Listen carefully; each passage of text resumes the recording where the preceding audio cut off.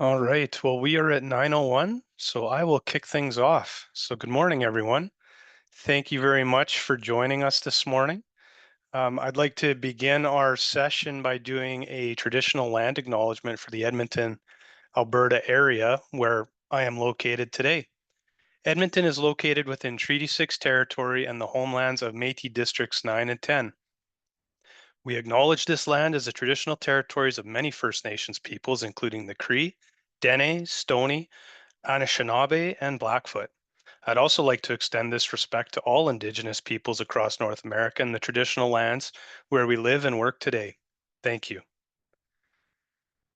Well, I really appreciate everyone joining us this morning. And for those that don't know me, my name is Scott Purvis, and I'm the Technical Director of Assessment, Remediation, and Reclamation at Matrix Solutions. And for those that don't yet know, Matrix joined Montrose Environmental Group through an acquisition last year. And in 2025, we will officially transition to operating as Montrose in the Canadian market. I'm excited about having a greatly expanded network of colleagues and expertise to tap into, and for the broader geographic reach we have as part of a global company. So it's pretty exciting for everyone at Matrix to be joining that bigger team. So for today's presentation, we'll just take a quick look at the agenda about as to what we'll talk about today. The presentations themselves will take around 40 minutes.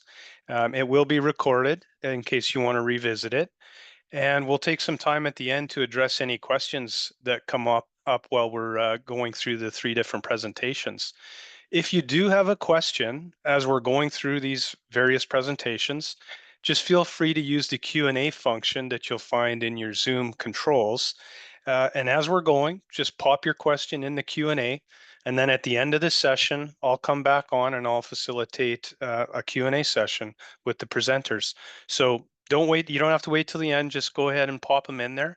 If you do want to ask one right at the end, that's fine too. Just pop it in the Q&A and then we'll get through those questions. So now an introduction to our first presenter.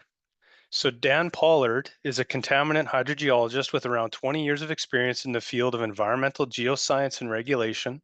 For over 10 years, he has worked on projects to advance the practice of contamination management connected to the Petroleum Technology Alliance of Canada, PTAC, including supporting updates to the subsoil salinity tool and the development of the Native Prairie Protocol. He has an interest in the identification of simple, pragmatic approaches for contamination management, which respect the complexity of the environment and the foundational sciences, and in applying these approaches in an efficient way to address risk and liability. Today, Dan is going to talk about some ongoing work with PTAC focused on the challenges of delineating salt impacts to current regulatory requirements. So with that, Dan, I will get out of the way and I'll let you take it from here. Thanks very much. So, good morning. I'm going to talk a little bit about some of the work that we've done for PTAC over the last 2 years regarding chloride delineation and some of the big picture considerations and findings. The driver for this work was that as an industry, we often find that we need to return to sites to collect more data to finish delineating chloride plumes. This creates delays in pushing sites to closure and it costs money. And this happens because chloride is difficult to delineate. The Tier 1 guidelines include a requirement to complete chloride delineation in a saturated paste extract from soil samples. And the delineation threshold is quite low. It's often lower than the natural range of background concentrations. Field screening and geophysics can help, but they're not always the silver bullet at these low concentrations.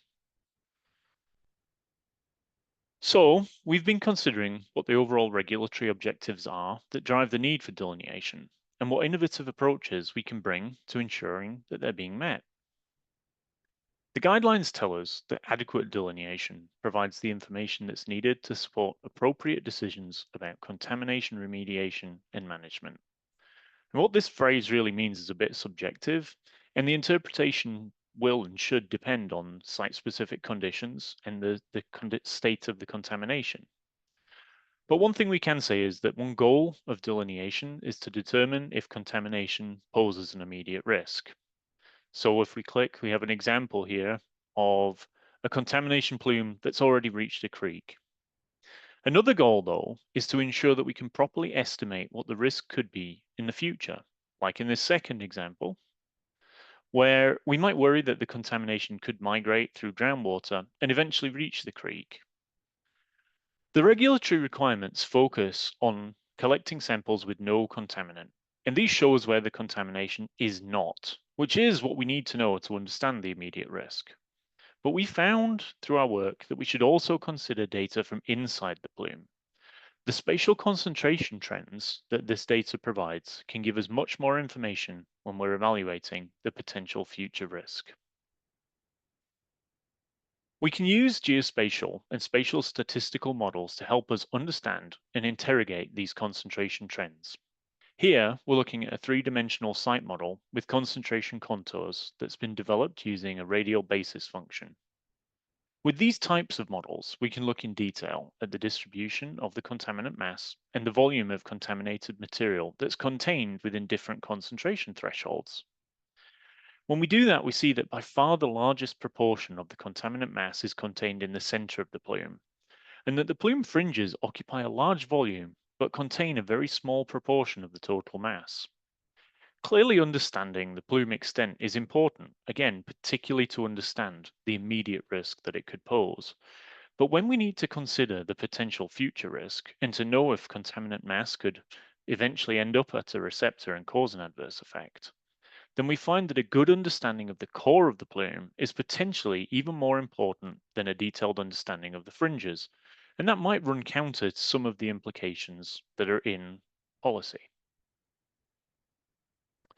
By using trends and interpolating between points of known concentration, we can infer the contaminant distribution and develop concentration contours. These would include a contour that represents the delineation criteria.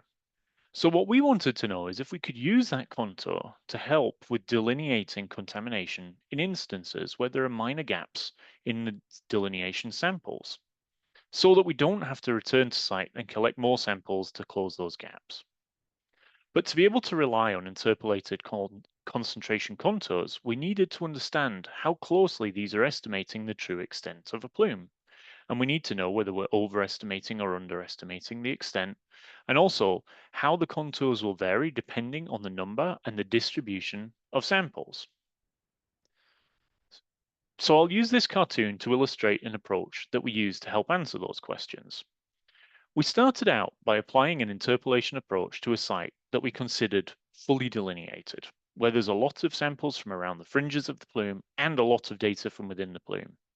And this gives us a benchmark for the dimensions and for the total contaminant mass. We then begin to remove some of the delineation samples from the dataset, and then we go back and apply the same interpolation approach to the data that's left. And this simulates applying the approach on a site where less data was collected, but where we still have a benchmark for what we should expect to see. When we remove one sample, the interpolation approach has less data to work with, and it will expand the plume in the area where the sample came from. The total volume of the plume will have increased, as will the total estimate of contaminant mass, although not by much because, as I've mentioned, the proportion of mass near the fringes is quite low. If we remove a second sample, we'll see that the plume will expand in another area and the volume and mass will further increase relative to the benchmark. And as we remove more samples, low concentration delineation samples from the fringes, that is, the interpolation approach in the model is more heavily weighted by the high concentration data remaining from the core of the plume.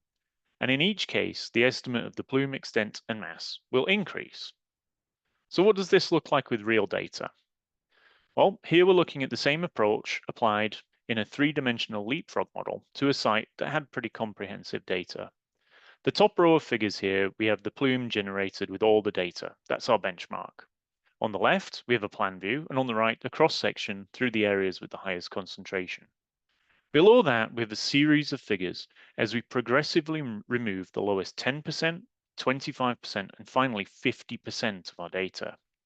As we remove more and more data, we see bigger differences in the extent of the plume and a loss of refinement, an increased smoothing effect as the resolution in our model decreases. If we focus on the bottommost figure, we've removed a lot of data, and we can see that the plume is larger. It's been smoothed and the resolution is far lower.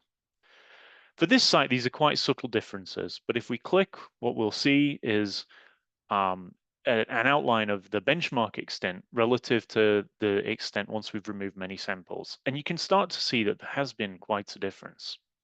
As we've simulated this reduction in delineation, the estimated contaminant mass and the plume volume have increased. With all the data included, we'd estimated a contaminant mass of 10.4 tons of chloride and a volume of 28,000 cubic meters. But as we've removed data, our estimate's up to almost 14 tons and nearly 38,000 cubic meters. Hopefully you can see that by applying an interpolation approach to a site with limitations or gaps in the perimeter delineation, it will tend to overestimate the plume extent rather than underestimate it. And the implication is that if we overestimate the extent of the plume, we would tend to also overestimate the potential risk. From a regulatory perspective, this means that we would be able to make appropriate decisions about contamination management. We might find that we need to return to the site and collect more delineation data or potentially to remediate, but we certainly shouldn't be underestimating the risk. If we're able to conclude, however, that there is no risk even with this conservative and overestimated extent, we can be confident and hopefully the regulator can be satisfied that no further action is required. So we wanted to know if this approach is always applicable or appropriate.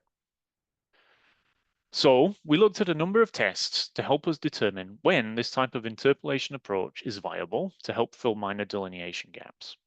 One of the more interesting tests involved looking at how closely the data fit trends in different directions as we look from the center of the plume. And this type of test can tell you a lot about whether you have enough data and how confident you can be in the interpolations. And in particular, this test is really useful to help check that the data that we're looking at comes from a single release point and not multiple overlapping contaminant plumes. Another thing that we found that's very important to understand is the range of background concentrations, particularly since, as I've mentioned, for chloride, these are often higher than the delineation criteria. But we must remember that there isn't just one background concentration, but in fact a range of concentrations. So if we look at a transect of concentrations across a site, we would expect to see something that's not similar to this idealized sketch graph, but rather this. We need to understand the range of background so that we can understand where the fringes of the plume are and how much of the total mass is actually attributable to the contaminant release. And we will get different answers to these questions depending on whether we use the mean or the maximum background concentration. And we could find that we have problems delineating a plume if we underestimate how high the range of background concentrations really goes. So we can use various tools, including things like a principal component analysis, to help us understand our background data and these ranges of concentrations further, and that can feed into further analysis. But considering all these elements, we still need to remember that delineation will be somewhat subjective. The objective and the potential risk need to be considered when we're deciding whether delineation is complete. In this example, the delineation looks to be fairly adequate, but if we click again, we might ask ourselves whether it really is. If these delineation points really are more than 100 meters apart, are they actually sufficient? The answer probably depends on the perspective. In terms of immediate risk, they're actually potentially doing a good job.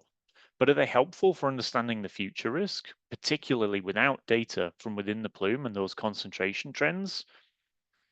Again, if the interpretation is conservative, does it actually matter? In this instance, should we consider this plume to be delineated when the surrounding points are so far away? Obviously, these are quite extreme examples, but they provide interesting food for thought, and they present some of the scenarios where using these type of interpolation approaches could certainly add value. To summarize, we can use statistical tests and techniques to help understand the background concentration ranges and when interpolation approaches can help us. And this information can then support decisions about delineation. Interpolation doesn't always get the right answer, but where it's wrong, it's usually in overestimating the concentrations and risk. So if delineation data is missing, the interpolation will overestimate the risk rather than underestimate it. And what that means is that minor gaps in delineation can be addressed using interpolation if we have good data from within the plume. We can make those appropriate decisions about contamination, remediation, and management as required by regulation. And in the context of risk, if that's the case, then delineation is adequate and there's no need to return to site to collect more data. So a key takeaway for us from this project has been that data from the core of a plume is critically important when we're evaluating the potential future risk. And now, obviously, we need a mechanism to actually evaluate that risk in a consistent way. And that's something that Ashley is going to discuss next. And with that, I'll hand it back to you, Scott. Thank you. Thank you very much, Dan.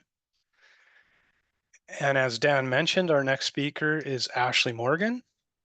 Ashley is a senior hydrogeologist and professional geoscientist in Alberta and Saskatchewan with Matrix, based in Calgary, Alberta. Ashley manages and provides technical assistance to complex sites within Western Canada. She has over 13 years of experience with a focus in contaminant hydrogeology. She has extensive field and office-based experience with an emphasis on assessment and remediation of impacted soils and groundwater. Ashley has provided technical support or managed sites ranging in complexity and size from well site with shallow localized impacts to domestic use aquifer impacted sites spanning multiple legal subdivisions. She has managed remediation programs based on Tier 1 or 2 guidelines, subsoil salinity tool, and risk-based approaches, including site-specific risk assessments within Alberta and Saskatchewan. Today, Ashley is going to talk about a draft process guide for approaching salt contamination with a specific focus on risk to groundwater. And so with that, Ashley, I will pass it back to you.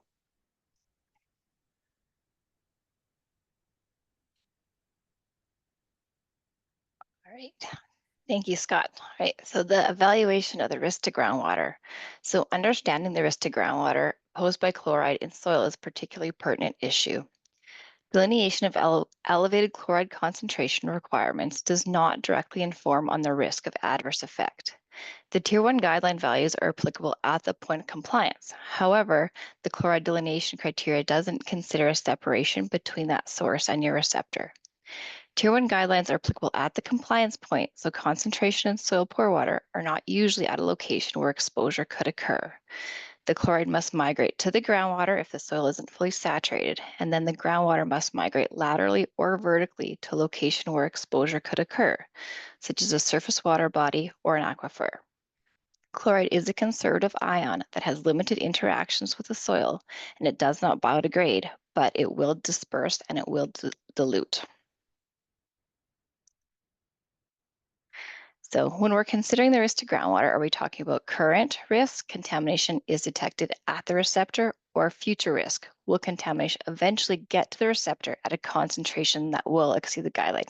Kind of what Daniel was talking about. So this presentation in particular is focused on the evaluation of potential future risk to groundwater and how do we conduct that evaluation.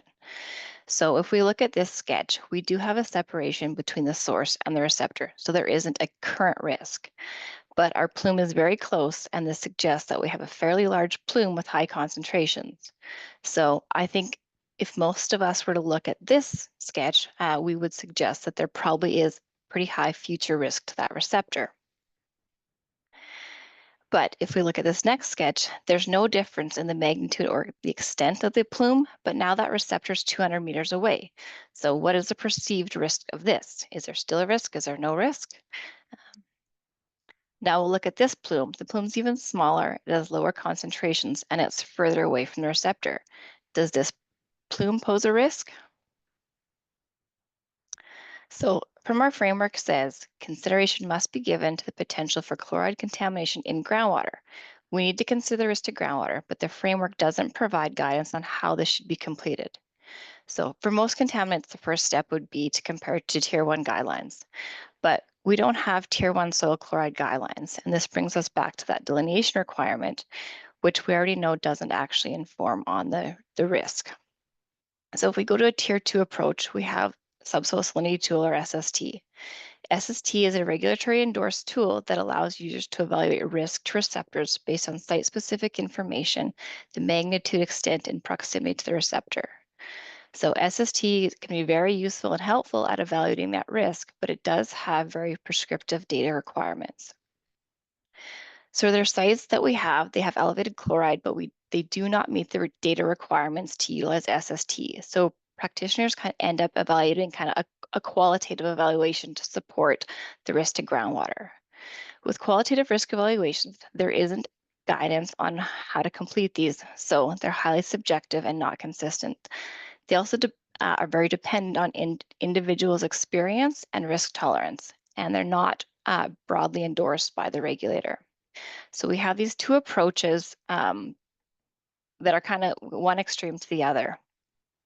And unlike other contaminants, for chloride, there isn't a science-based, conservative, consistent guidance on when it is clear that there is no risk that would eliminate subjectivity. And that really is the aim of this project, to determine chloride screening thresholds that would not pose a risk at the point of compliance. And the intent of this is really to be complementary to our existing framework and the documents within it, to support all of us to evaluate risk to groundwater on sites where maybe that qualitative evaluation or our experience says there's no risk, but we don't have a science-based, conservative, consistent mechanism to demonstrate that there is no risk that has an appropriate burden of proof that aligns with the site conditions. So we've developed a systematic approach to support the evaluation of each exposure path independently based on site conditions. Broadly, the potential risk of exposure must be considered for 3 different potential sources of water. A supply well that could be installed in any location within a potential aquifer, a dugout that could be constructed anywhere allowed by regulations within an agricultural or natural setting, or an existing surface water body. So to develop these screening thresholds for each exposure path, we utilized methods that are already embedded into our existing accepted framework. We adopted the Alberta Tier 1 and 2 dilution factors for chloride and utilized simplified aspects of SST. In all of our calculations, we chose conservative inputs to align with our existing framework. Each pathway that we look at will generate a chloride screening threshold, and the most conservative threshold will be what supports the evaluation of risk to groundwater. So we'll just go through each of the exposure pathways. So for the DUA, the screening threshold values are protected with the CCME aesthetic objective value of 250 milligrams per liter, which is aligned with the Alberta Tier 1 guideline for protection of drinking water. The screening values for evaluating the potential risk to an underlying DUA were evaluated by utilizing dilution factor 3 and a simplified SST approach. Both of those methods are within our approved framework. So essentially just DF3 represents a decrease in concentration as the leachate mixes with uncontaminated aquifer water. So as your chloride is migrating vertically downward and enters that DUA, it mixes with fresh water, resulting in a decrease in concentration.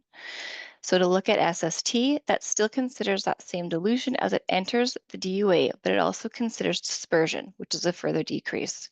And so as the contaminant is migrating from your water table downward, it will disperse and then enter that DUA and decrease further. But to utilize this SST approach, you do need to have a separation of 5 meters between the base of your impacts and your DUA or your max depth of drilling. Next slide. So for freshwater aquatic life, FAL, chloride screening values are protective of the CCME chloride long-term exposure guideline of 120 milligrams per liter, which is aligned with the Tier 1 chloride guideline for protection of FAL. Chloride threshold values for evaluating the potential risk to an FAL are completed by using dilution factor 4, again, that Tier 1 and 2 guideline. That's embedded into our Tier 1 and 2 guidelines already. And that DF4 really represents just a decrease in concentration resulting from dispersion as the chloride migrates from beneath the source to the receptor. And again, here we have 2 scenarios. We have the first scenario where the plume is above the water table. So first it must migrate vertically downward, intersect that water table, and then laterally to the receptor. And the bottom scenario is where the the plume intersects the water table, and so it's just that lateral migration to the FAL receptor. To evaluate the risk to livestock watering and irrigation via a dugout, SST has been utilized. Version 3 of SST has incorporated a dugout mixing model, which incorporates the mixing of groundwater as it enters the dugout with surface water runoff.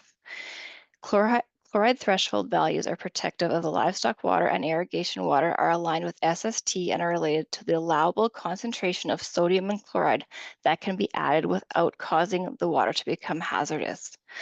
The allowable concentration of sodium and chloride that can be added is relative to your background water quality as well. So for protection of livestock watering, that's being protective of the TDS guideline of 3,000 milligrams per liter, which is aligned with Tier 1.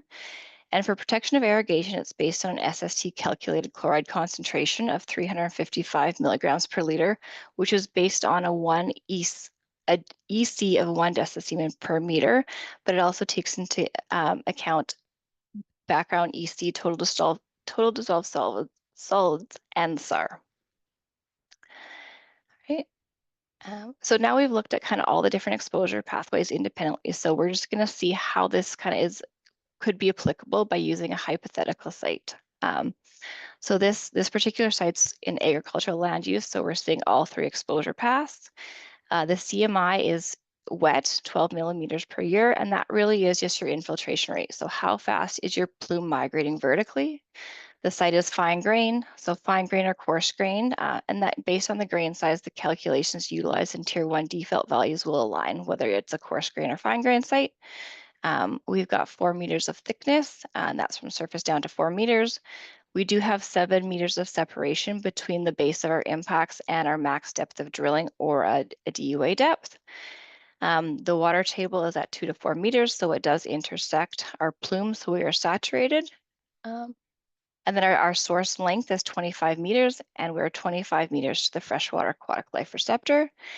Background sulfate concentration is 500 milligrams per kilogram, and background sulfate concentration is utilized as a proxy to determine background water quality to support the allowable concentration of sodium and chloride without causing the water to become hazardous.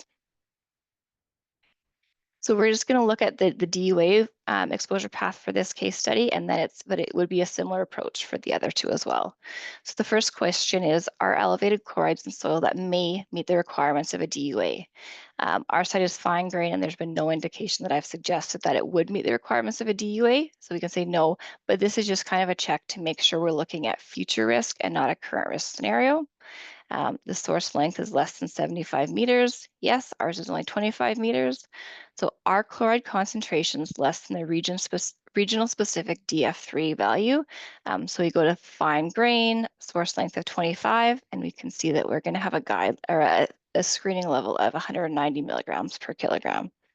So because we had over 5 meters separation, we will just carry down through. And so we can also just look at the table 2A for screening values for a simplified SST approach, and it is 1,300 milligrams per kilogram. So for each exposure path, you'll follow the same steps, and then you're going to just look back at all your screening values. And so based on this hypothetical site, if the chloride concentrations were less than 170 milligrams per kilogram, which was for protection of FAL, there is no potential risk to groundwater. However, if the concentrations in soil were greater than that, it just suggests that you need to do additional evaluation to consider the risk of groundwater. So potentially your next step would be go out and do additional delineation maybe, or if you have sufficient data, you could evaluate the risk using something like SST. But if you have concentrations less than 170, there is no risk to groundwater based on the site conditions. So just a quick summary. So our framework says that we need to consider the potential risk from chloride contamination to groundwater, but it doesn't provide the guidance on how this should be completed. So we've developed a systematic approach that's science-based, conservative, consistent mechanism to demonstrate when it is clear that there is no risk. The approach is complementary to our existing framework and based upon methods that are already within our approved framework.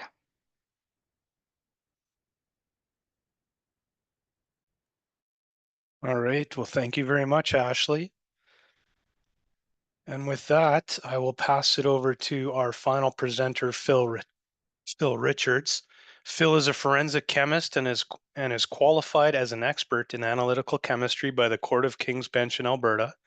He has provided evidence for trials in Alberta, BC, and Ontario, and the US, where he has represented clients at Superfund sites. Closer to home, Phil applies this chemistry expertise to solve issues in environmental assessments and has provided chemistry workshops for a range of groups from producers, regulators, and at conferences. Today, Phil is going to give a high-level overview of how to tie natural geogenic sources of hydrocarbons to a site investigation. Phil, I'll now turn it over to you and you can explain to everyone what geogenic means. Thanks, Scott. Yeah, today I'm going to be talking about connecting chemistry and geology together, two quite different things, but as you'll see, really quite important in establishing natural background when it comes to certain chemicals. Geogenic really means chemicals that are formed during geological time periods. Really what we're talking about here is the production of petroleum or coal due to temperature and pressure within bedrock at great depth. But over time, that bedrock can actually come back to surface.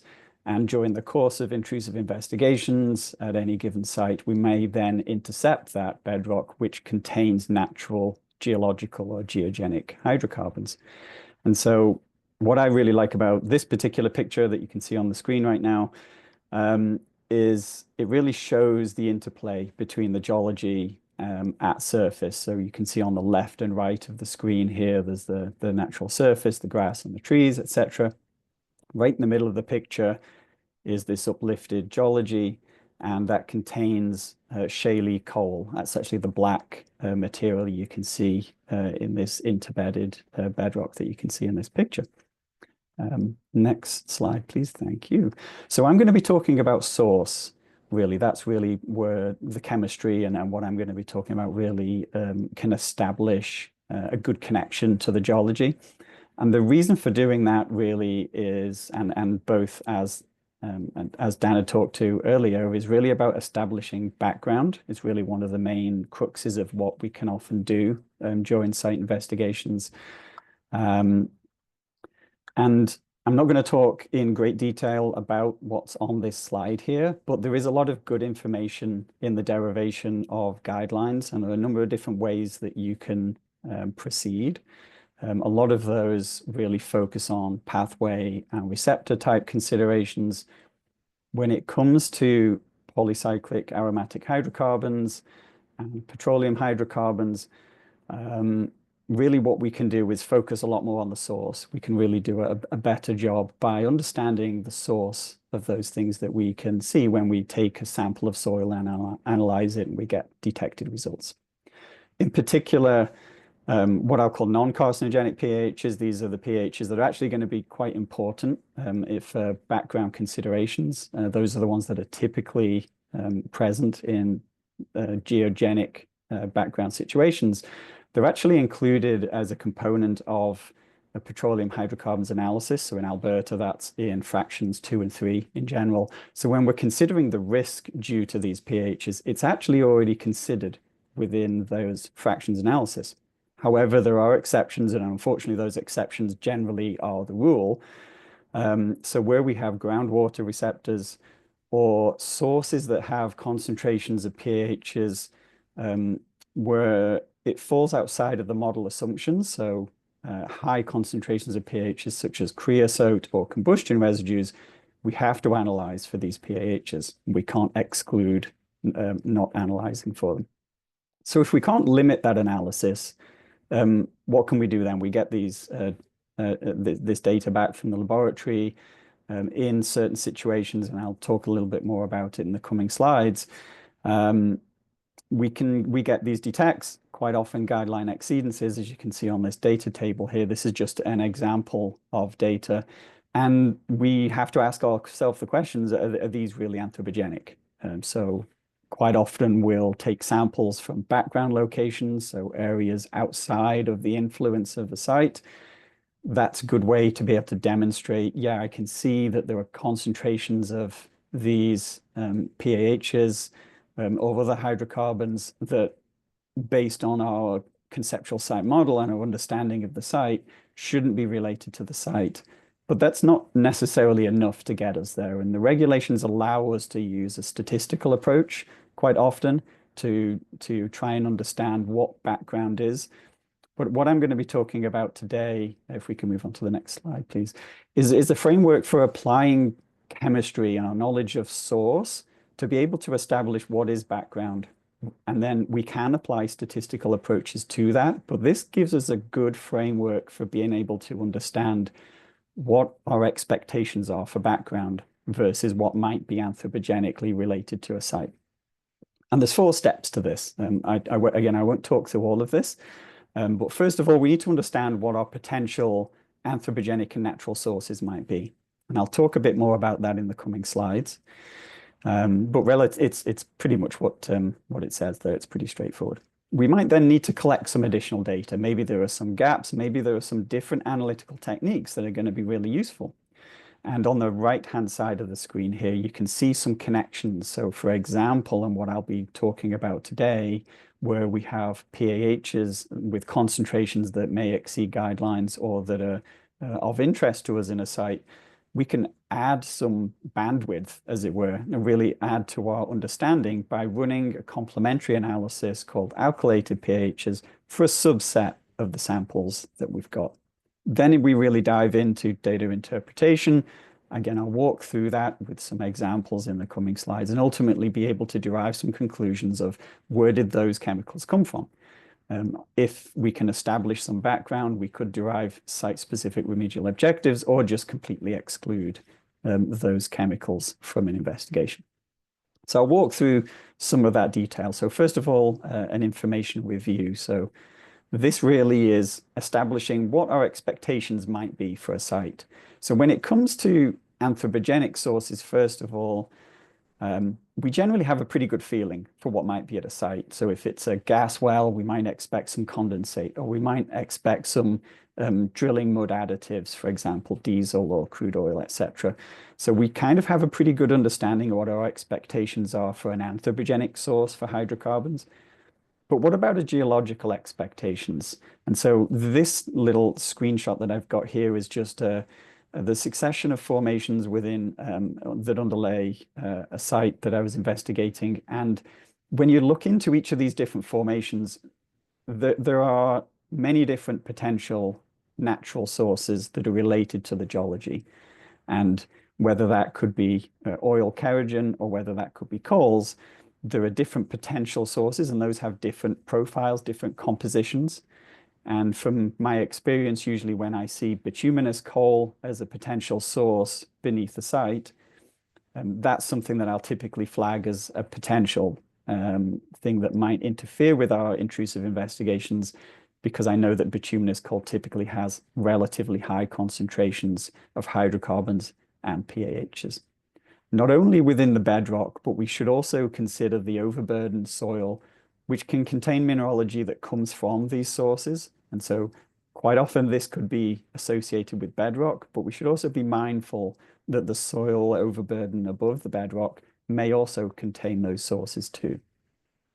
Next slide, please. So when we go into the literature, there are lots of great information in the chemistry. I'm going to talk a little bit about coal types. That's predominantly one of the focuses, really, for my expectations and my history and knowledge, is that there are a lot of different types of coal and lots of different patterns to those. These are, what you're seeing on the screen here, are alkylated PAH fingerprint graphs.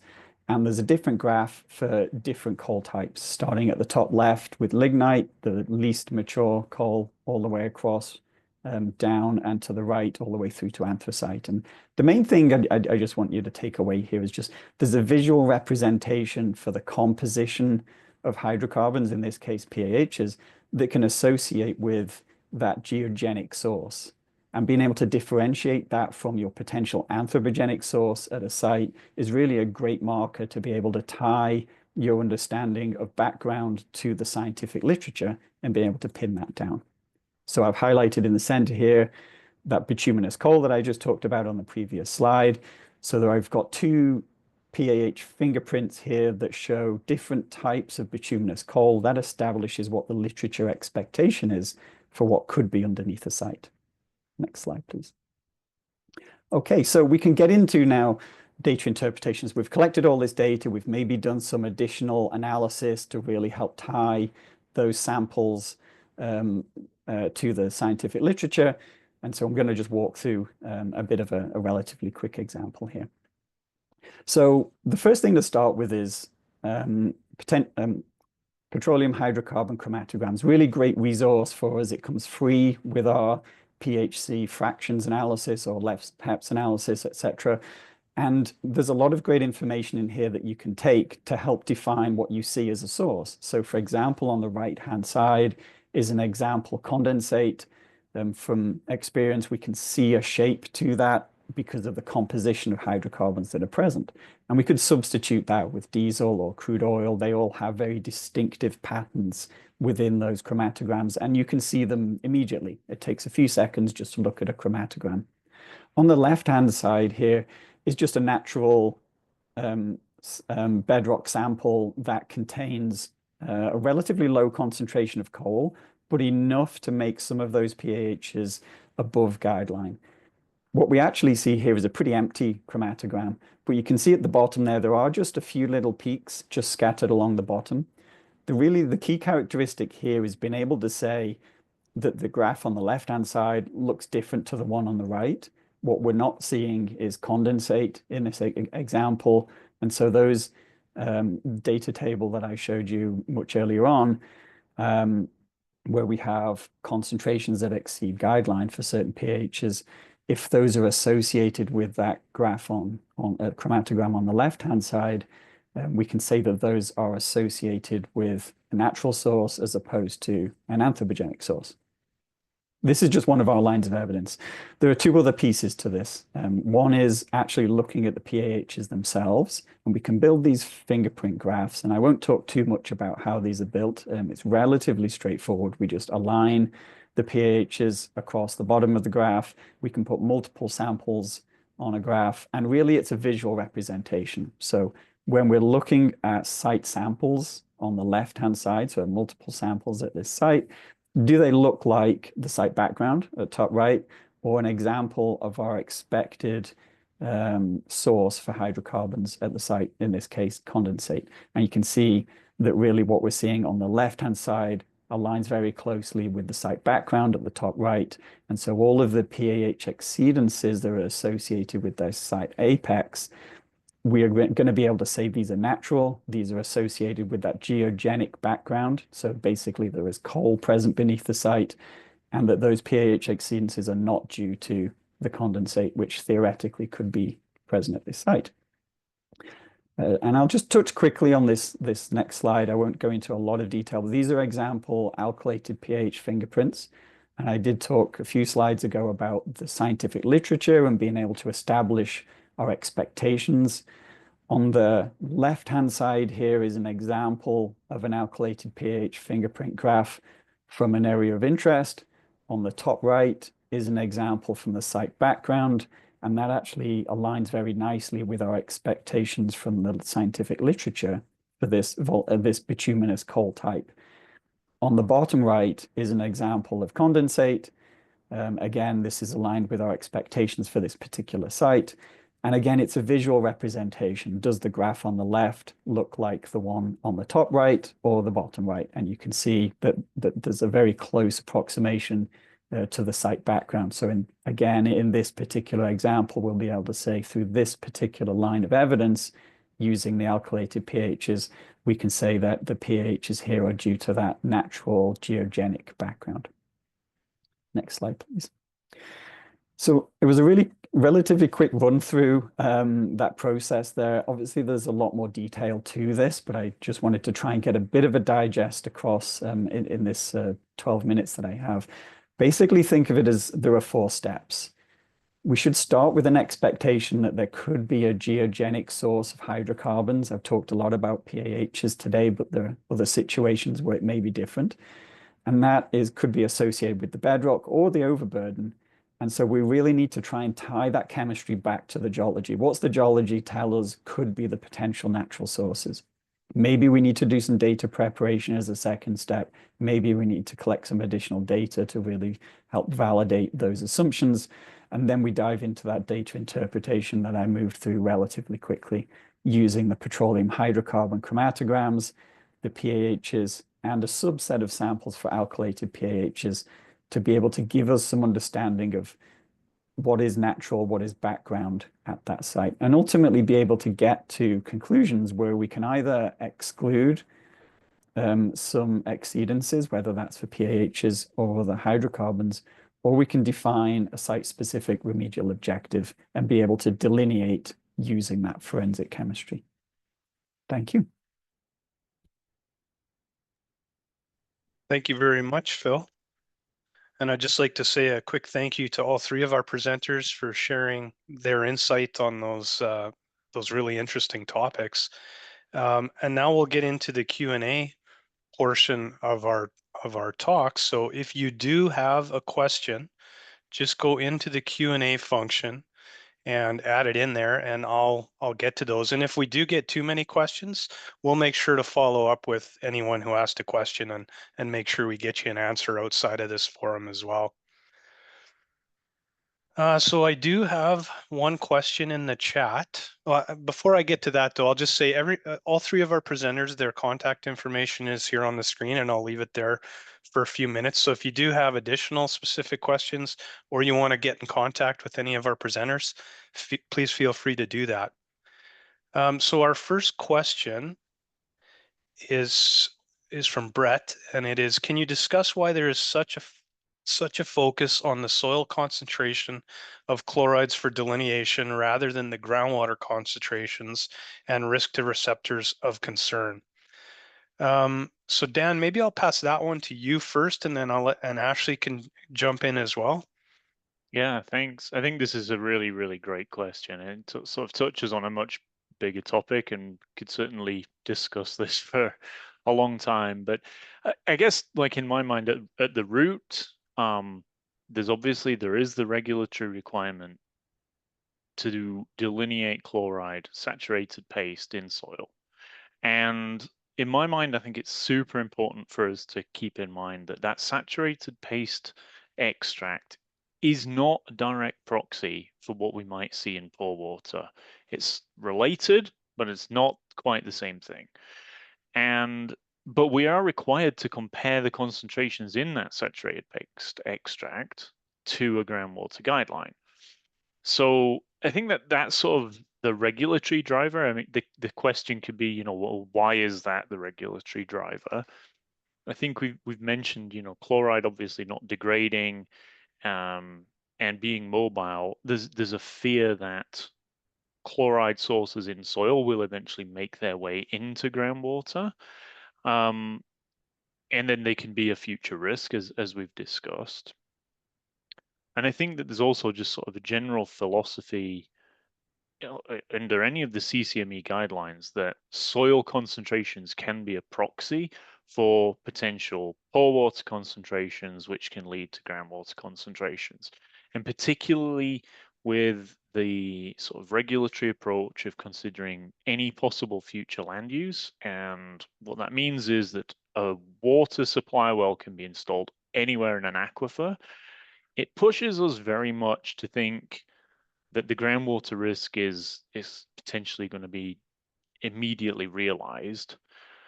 And so all of those things, I think, push us to look at soil concentrations as a proxy for how much total contaminant mass there is. And then that's used as a way to evaluate what the risk to receptors are. But regardless of whether we use groundwater concentrations or soil concentrations, we need some mechanism to look at how that total contaminant mass and the contaminant concentrations will move and reach a receptor. And it's sort of interesting how the focus has been on soil. And I think SST does a really good job of helping sort of translate between these two different media. But definitely, we do seem to assess are dominantly based on soil samples rather than groundwater, and perhaps that's something that should be looked at. Is that actually the best approach? Thanks, Dan. Ashley, anything you'd add to that? I think Dan answered it very well. The only thing I would say is I think in most cases we go out and we do our phase 2 and we do collect a lot more soil samples, and not every site ends up with a groundwater monitoring network. So if we have the groundwater, we incorporate that into it.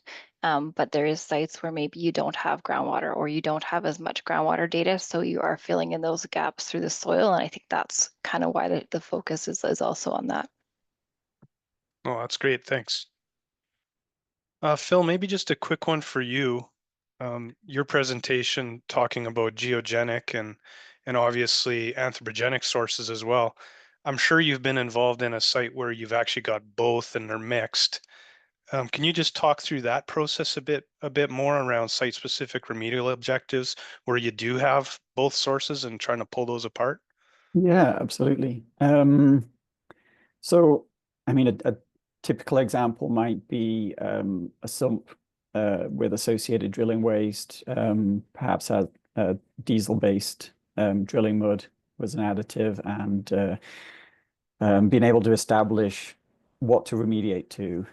So you can remediate the hydrocarbon component, but if there is a natural source of pHs there, you will never really establish delineation to tier 1 for those pHs that are both associated in the anthropogenic source, the diesel, as well as what's naturally present there in the soil as well.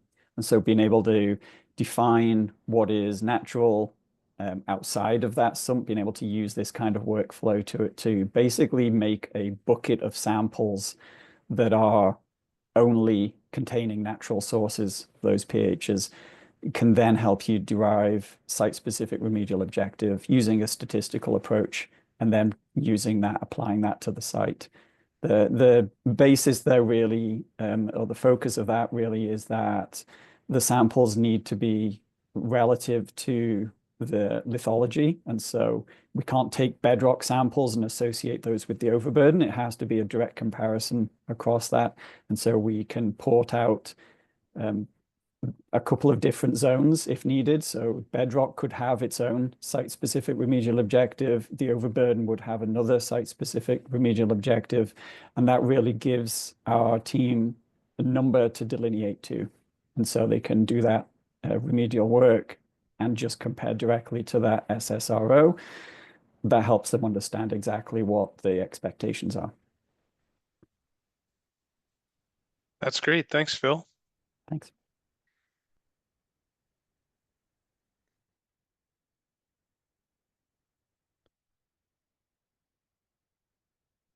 And just looking at our questions, if you do have a question, please feel free to add it into the Q&A, and we've got time for probably one more if anyone has one they want to get answered now. I just wanted to also mention the last slide I shared had some acknowledgements for both Ashley's presentation and Dan's presentation. We were working with PTAC and various contributors on those two. So that's what that last slide was representing. Maybe one more question from me. So Dan and Ashley, obviously working with PTAC and various contributors, what sort of response in general have you seen from the regulatory side of the equation to these approaches or to the things you're considering? So maybe I'll start with Ashley and then give Dan a chance to answer. I mean, I think we've presented both of these talks were presented at REMTech, where there was regulators in the audience. And I think that there is, in kind of discussions that were had, it's perceptive to the idea of, you're using evidence-based and you're aligning with our current framework and kind of filling in areas where there's maybe opportunities. So I don't want to say, it's 100% jumping up and down, but there is acceptance of it when you're using a science-based, conservative, consistent approach. And I think that really is The driver behind both of those is if we can provide all of the lines of evidence to support these projects and ensuring that they are aligned with, how our framework was developed. That seems to be well received with the conversations we've had. That's great. Well, and I like the way Yeah. you put it in your presentation, that it's aligned with the current framework, the approach you're taking, which I think is really key. Yeah, I think that the nice thing is that I don't know that there's sort of a regulatory endorsement for these approaches, but there doesn't need to be. They're scientifically based, they're aligned with the existing framework, and they don't actually run counter to anything that's in the existing framework. So these sort of techniques can be employed without a need for a particular regulatory endorsement, because obviously, the regulator and the policy folks have a lot of issues that they're dealing with. I don't think that these particular issues are top of their priority list. So I don't think that we would see anything in terms of endorsement, but we've certainly had some really productive conversations about the specific scientific elements underpinning these with the regulators and with the policy folks. And I think that we can safely say there's not a huge showstopper in terms of elements that they would massively disagree with. But obviously, if these approaches are going to be applied, they need to be applied carefully on a site-specific basis and need to consider the various factors at those sites. So each acceptance or potentially, concerns being raised by the regulator would be done on a site-by-site basis using these approaches. That's great. Thanks, Dan and Ashley. And with that, we're pretty much at time. So I'd just like to say thank you to our presenters once again, and thank you to everyone who took the time this morning to join us and learn about these topics. You will see a survey from us more than likely, so please let us know what you think and what future topics you might be interested in hearing about. And then please stay tuned for emails from us on future webinar topics. We'd love to see you here again.